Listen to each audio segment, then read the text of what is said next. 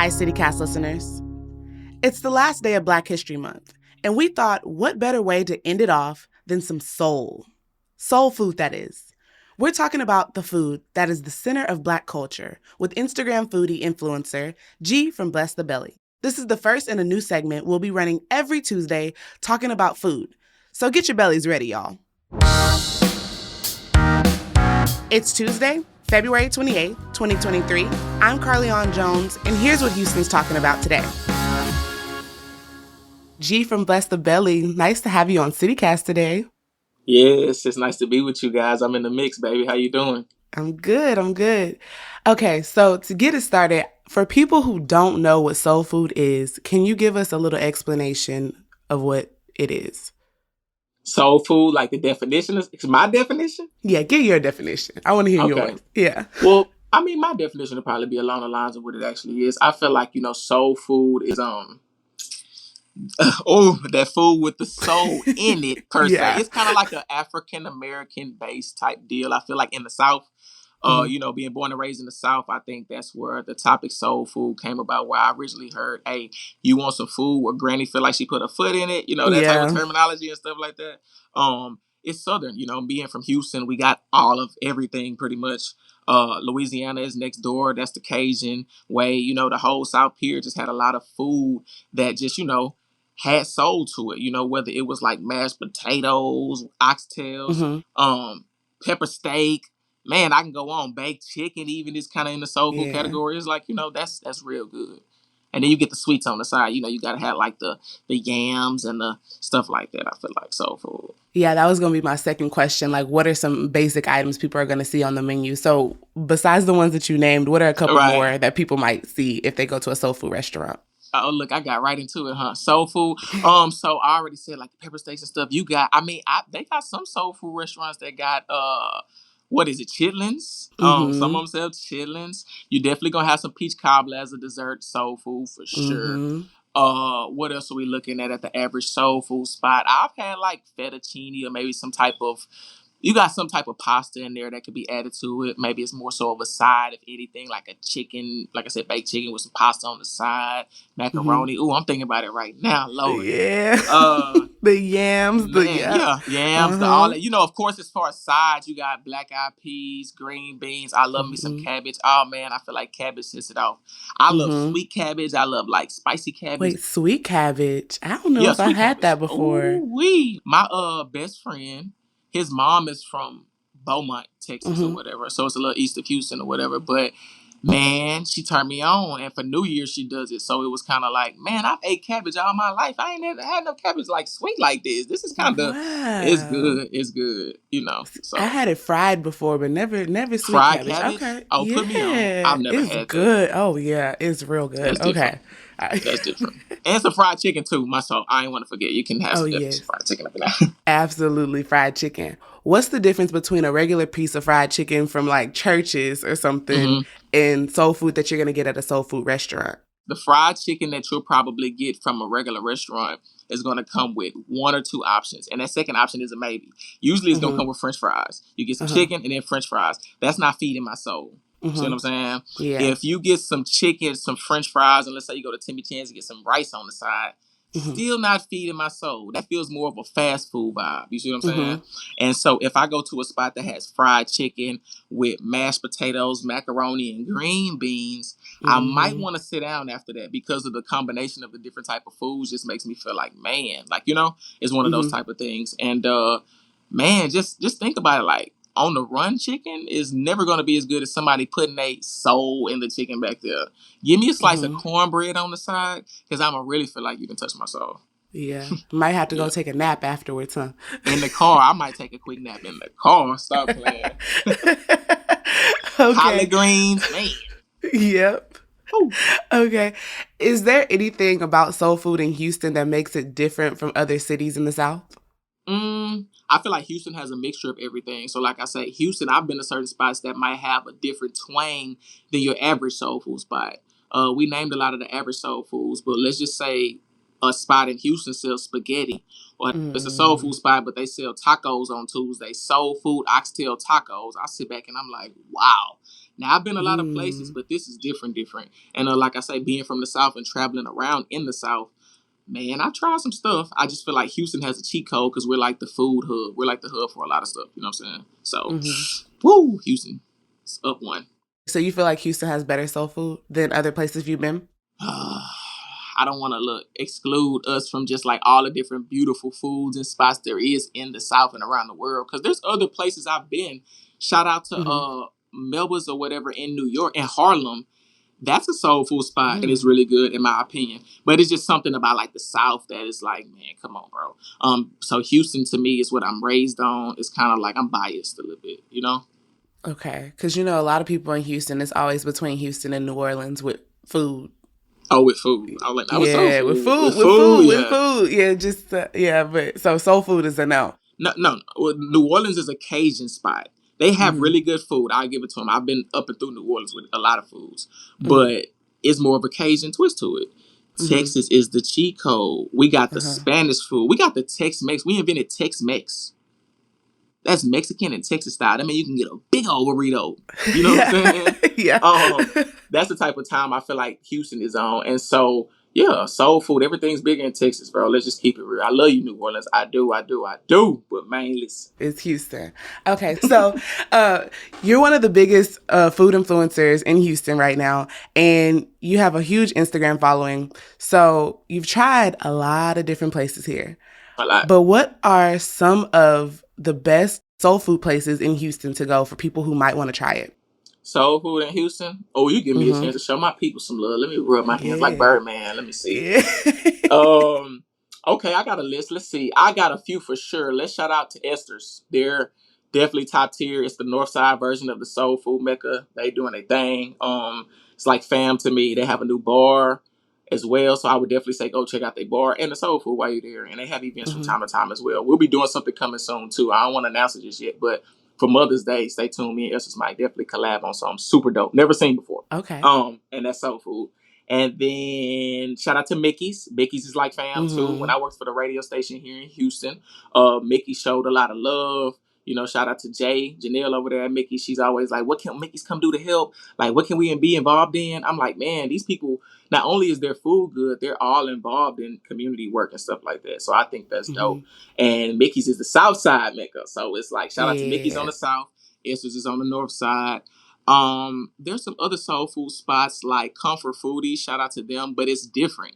It's Hmm. it's um Dominican soul food. Okay. So it's like a fusion. Let's put it like this. It's pretty much you got the oxtails, you got, the rice and stuff like that, but it might come with a side of plantains and then like beans or some Mm. Spanish beans or something different. And it's like, oh, okay, this like it's called soul food fusion.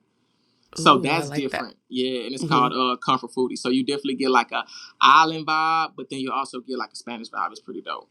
Hmm. Um ooh, soul food, man, I could go on. It's a lot of different just tucked off places that I rock with. I went to a place in it was on the north side as well. Hmm. Heavenly Choices.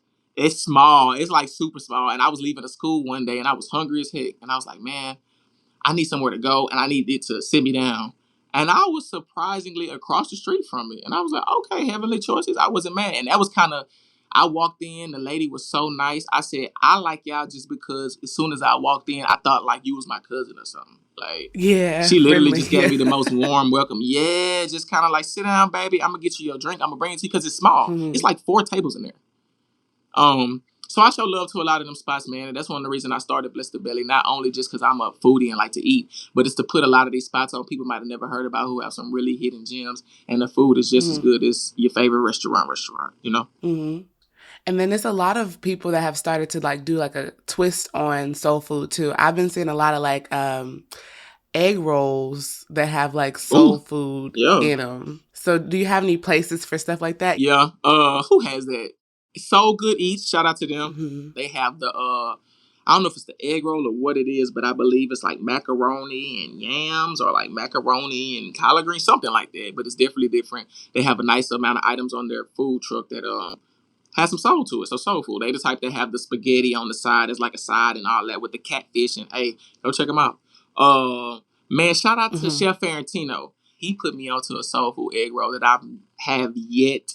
to have tried anywhere else. And it's basically like turkey with collard greens wrapped in like some type of Ooh. cheese or something. Like it's like a white cheese. It's like a light white cheese. Man, that man charged. I get like four of them and I pay $20, but I don't care. I pay $30. Man, they good, and I'm like, man, you should sell these. Oh, And he wow. caters and does different stuff like that. So shout out to the chefs that cater and people that just work out the crib that can make just as good of a menu Hmm. item as any restaurant. You know what I'm saying? Okay, so for soul food, it's not the healthiest thing in the world. We know that we put a lot of sugar, a lot of butter, a lot of salt, and all types of things in there. For Right. people who want to eat it on the more healthier side, are there any places in Houston that they can go to? Well, I would say, to be honest, if you want to eat on the more healthier side and you're like conscious about what's going on, cook it yourself. Like, look up some soul food recipes. There's a million of them on YouTube. Go find these items that you want. They have fresh, soul food items cut up daily in a lot of these markets. Go find you some oxtails. Mm-hmm. Learn how to season them. Get them to what you Mm-hmm. like and cook it yourself because I feel like you can be the ultimate judge of what goes into your body. Like, don't go That's into a true. soul food spot around the city and feel like, oh, well, maybe, well, then just get sides. You need to go get some cabbage, some green beans, you'll be all right. But if you want some actual, then you're going to get like, some chicken, some pepper steak, whatever. And that's just what it is. You don't know what they put in it, but people are more so flavor gods. Like, people like flavor. And so as long as it tastes good, it doesn't matter. So Exactly. make it taste good yourself, Be healthy on your own. That way you ain't got to blame no restaurant for being big like they do McDonald's because we don't mess with fast food. Straight up.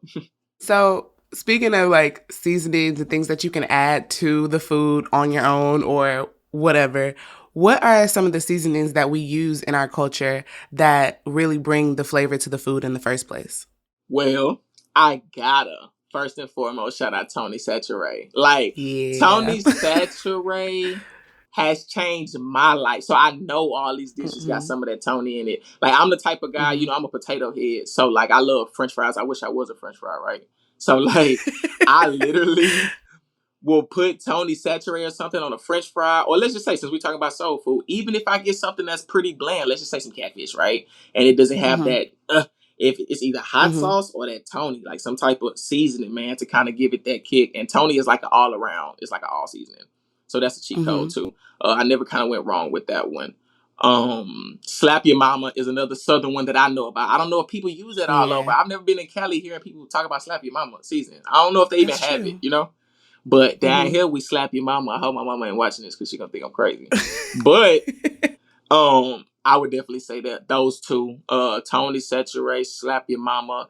It's a lot of sauces we use, like the steak sauce, A1 steak sauce. I don't know if that just deals with Hmm. all soul food that's more lean towards steak, but I know like Hmm. Southern people can aim more towards sauces to give things flavor than just full blown seasoning. Of course, it has to have seasoning, but we're not killing you with the seasoning. We'll put a little paprika, put a Hmm. little a few bay leaves or something in whatever was going on, And curry. marinated There's too. different.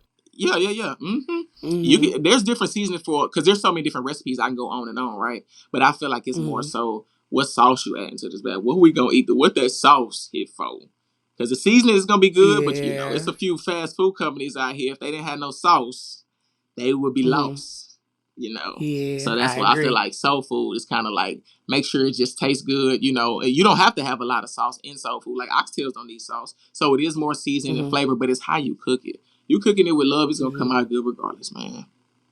Yeah, You it know? takes time. That's the thing. It's not a food that you can cook quickly. I think that's important to say too. Is that it's Yeah. something that you put some love into it because you're cooking it overnight. Sometimes you Overnight, you and you marinating it. that's what Yeah. I'm saying. And then a lot of times, it's a lot of like blend of garlic, I mean like herbs and stuff like that. You're gonna definitely throw in there too. Add your spices, Hmm. salt. You gotta add any type of flavor to whatever dish that you want to perfect. Everybody's taste buds are different. I might think something is salty, this too much. You might think it's perfect. Vice versa. Yeah. This might not have enough flavor. Let me go and put some. Why you putting all that cheese on it? Cuz like I'm just all right. Well, you know, to each his own. So man, Yeah. I feel like as long as the food is up to your taste bud standard and you obviously aren't getting overweight or kind of like cholesterol not running through the roof, you're taking care of yourself, eat what you want, man. Hmm. Balance it out. You can eat soul food 2 times a week if you're working out and doing what you got to do. I wouldn't recommend it every day, whether you cook it or not.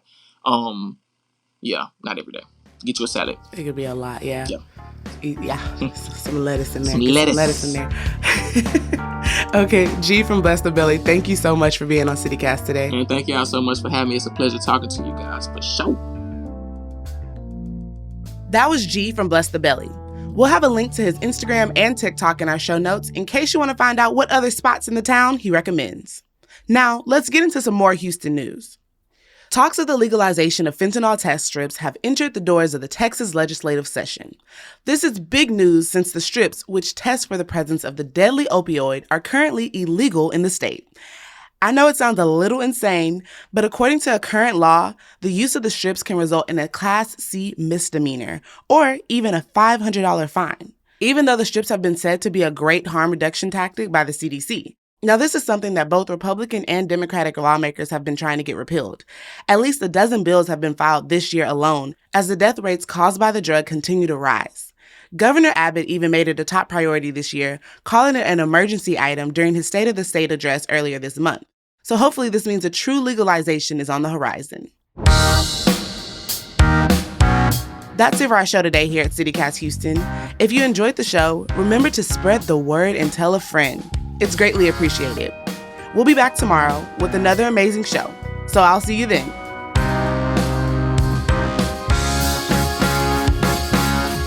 Talks of the legalization of fentanyl test strips have entered the doors of the Texas legislative session. I cannot talk. Oh my God.